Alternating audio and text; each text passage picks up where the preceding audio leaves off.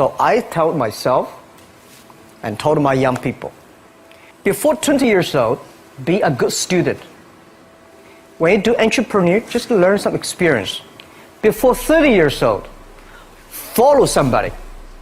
Go to a small company. Normally in a big company, it is good to learn processing.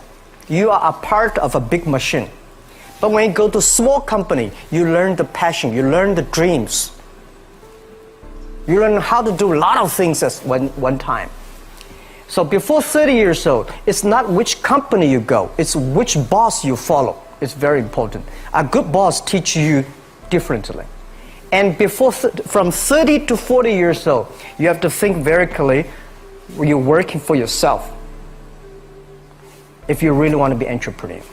When you're 40 to 50 years old, you have to do all the things that you are good at. Don't try to jump into the new area. It's too late. You may be successful, but the rate of dying is too big. So 40 to 50, think about how can you focus on things that you are good at. But when you are 50 to 60 years old, work for the young people. Because young people can do better than you.